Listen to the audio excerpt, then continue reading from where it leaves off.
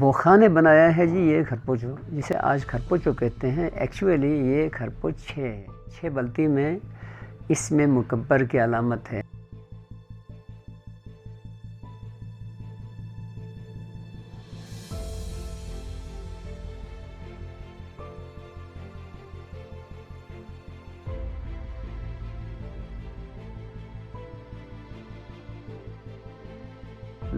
اس کا دور 1490 سے 1515 تک معین کیا ہے۔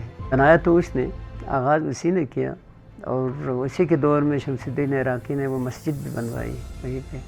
اس کو کھریڈوں سے مسجد کہتے تھے اس کو، جی جی۔ اور جس کو موجودہ شکل میں جو ہے، یہ ظفر خان کی بیوی ایک تھی میر خاتون، اس نے تعمیر نو اس کی تھی۔ یہ تعمیرات اس کے دور کی ہیں۔ پھر اس کے بعد ہر راجے نے اس میں اضافہ کیا، اس میں ترمیم کی، اس کا نقشہ جو ہے اس میں بہتری لائی۔ یعنی ہر دور میں تقریباً اس میں کچھ ہوتا رہا ہے، لیکن بہت زیادہ اس پہ کام علی شیر خان انچن کے دور میں ہوا۔ 1588 سے 1625 کے درمیان میں ان کا دور آتا ہے۔ اس دوران اس میں بہت کچھ بنا ہے، اور یہ اس کا سینٹر میں جو محل بنا تھا وہ 7 منزلہ، اور یہ اس کی بڑی تفصیل میں اپنی کتاب میں بھی دے چکا ہوں۔ تو اسی کے دور میں یہ راستہ بھی بن گیا کھرپوچو کا، اور اس کے دفاعی نقطہ نگاہ سے اسے بہت بڑا مستحکم کیا گیا۔ پھر اس کے بعد یہ اس کے سلسلے میں جو ہے یہ کام ہوتا رہا، لیکن 1840 میں ڈگرے آئے تو اس نے زوراور سنگھ نے اس کڈو کو فتح کیا دوکھے سے، اپنے راجہ علی شیر کھرمن اس کو بھیجا، اور اس نے قرآن ہاتھ میں لے کے، کہتے ہیں تاریخ میں یہ چیز محفوظ کی ہے، اس نے قرآن ہاتھ میں لے کے احمد شاہ کے پاس قسم کھائی کہ جی زوراور سنگھ کا پروگرام یہاں پہ قبضہ کرنے کا نہیں ہے، بس صرف محمد شاہ کے جانشینی کا جھگڑا جو ہے وہ طے کرنے کے بعد اس نے واپس جانا ہے۔ وہ قسم کھائی ہے، اور پھر اس کے بعد وہ آیا، نیچے آیا تو اس کو گرفتار کر لیا۔ پھر اس کے بعد خزانے کو لوٹا، محل کو لوٹا، خیر۔ پھر اس کے بعد یہ چلا گیا، یہ 12 دسمبر 1841 کو یہ قتل ہو گیا وہاں تویو میں، تبت کے مغربی تبت میں تویو کے مقام پر یہ قتل ہو گیا۔ پھر اس کے بعد ہمارے راجہ کھرما، ہم نارملی کہتے ہیں نا راجہ کھرما، تو یہ کھرما والوں پر ایسا نہیں ہے، یہ وہ مقپون تھا، ایک تو وہ مقپون تھا، وہی احمد شاہ کے خاندان کا تھا، اور پھر اس کا بانجا تھا اور اس کا داماد تھا۔ یعنی یہ فیملی فیوڈ تھا، یعنی فیملی کا جھگڑا تھا، جس طرح سے عام حکمران خاندانوں میں ہوتا ہے، یہ اس سلسلے کا ایک واقعہ ہے۔ تو پھر اس نے وہ، چونکہ احمد شاہ کا پھر وہ مخالف تھا، یہاں بغاوت ہو گئی، بلتستان آزاد ہو گیا، تو اس کو کافی پھر پریشانی ہوئی۔ تو پھر اس نے اب کی بار وزیر لکھپت کو ڈگرا، اسے ایسے مخفی راستوں سے اس کڈو پہنچایا، یہاں ہمارے سپاہیوں کو پتہ نہیں چلا، فوج کو پتہ نہیں چلا۔ تب پتہ چلا یہ فوج جو ہے حسین آباد کے راستے سے، اس نالے سے جب حسین آباد پہنچ گئی، تو پھر یہاں حیدر خان حیدر کو پتہ چلا، تو پھر اس کے بعد قلمبند ہو گیا وہ۔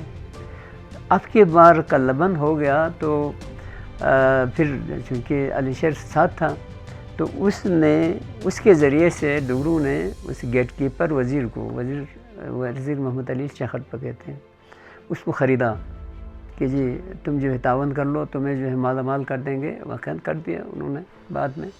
تو اس نے رات کو جو ہے گیٹ کھلا چھوڑ دیا تھا، تو ڈگرے آئے، بہت قتل ہو گیا، قتل و خون ہو گیا، سب کچھ ہو گیا، اور حیدر بھاگ گئے ادھر سے۔ تو اس نے جب دوسری بار سکردو کا قلعہ دوکھے سے فتح ہوا، تو اس نے سوچا آئندہ پھر تیسری بار یہ فتح نہیں ہو سکتا ہے، اس لیے اس کو اس 7 منزلہ محل کو آگ لگا دی۔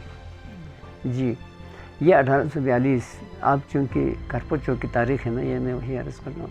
ابھی بھی آپ دیکھ لیجئے، مسجد کا جو وہاں محل کی طرف کا جو وہ ہے دیوار، اس میں جتنے جو ہیں وہ لکڑیاں ہیں اس وقت بھی جلی ہوئی جو ہیں وہ آپ کو کوئلہ بنا ہوا جو ہے ابھی بھی آپ دیکھ سکتے ہیں. یہ وہی مسجد ہے، وہی وہ تعمیراتی وہی لکڑیاں ہیں.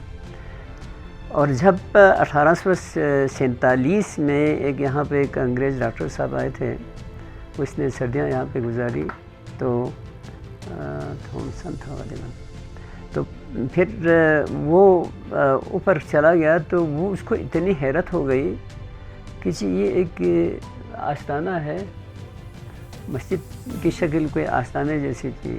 کہا یہ احمد شاہ کے یادگار صرف یہی ایک بس موزیلیوم جو ہے وہ باقی ہے، باقی تو کچھ بھی نہیں ہے.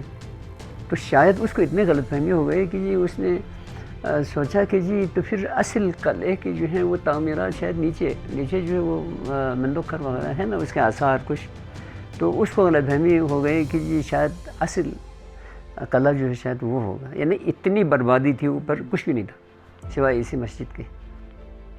دوگروں کی حکومت مستحکم ہو گئی تو رنبیر سنگھ نے، گلاب سنگھ کا بیٹا تھا رنبیر سنگھ، اس کی حکومت رہی ہے 1857 سے 1885 تک اس کی حکومت رہی ہے. تو اس نے یہاں جو گورنر مقرر تھا مہتا منگل، تو اسے حکم دیا کہ جی آپ اس قلعے کو دوبارہ تعمیر کریں. جی تو پھر اس نے اپنا وہ جی آرکیٹیکٹ ہائر کیا جس کا نام تھا افراسیاب پشنگی، اس کا نام تھا. اس نے یہ ڈیزائن کیا ہے. یہ اس وقت آپ کو جو وہ ہندوستان نے مغل تعمیرات کے ڈیزائن پر آپ کو جو قلعہ نظر آ رہا ہے، یہ بالکل مخفن دور کا کچھ بھی نہیں سوائے اس مسجد کے. باقی سارا جو ہے اس افراسیاب پشنگی نے اس سے ڈیزائن کیا اور اسی کی نگرانی میں یہ تعمیر ہوا، اور اس کی تعمیر جو ہے مکمل ہو گئی 1884 میں.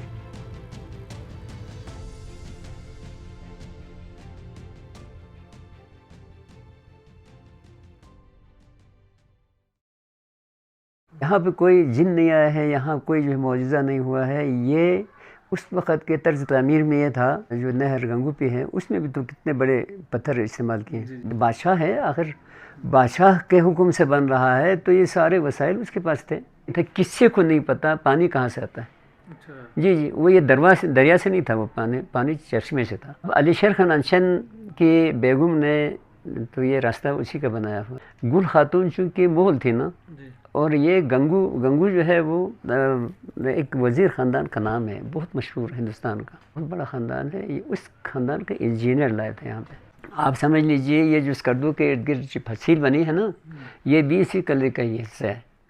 اس کے 4 دروازے تھے. جی یہ جو ہمالیہ کا پہاڑ ہے نا، اس کے قابل گزر جہاں جہاں گنجائش تھی وہاں اس نے وہ دیوار لگائی نا. ابھی ستپارہ میں تو ابھی بھی قائم ہے نا وہ دیوار. جی اس کا تو تاریخ ہندوستان میں ذکر ہے، یہ ستپارہ گیٹ کا. دفاع کے لیے انہوں نے اسموک سگنل اور لائٹ سگنل کا نظام قائم کیا تھا.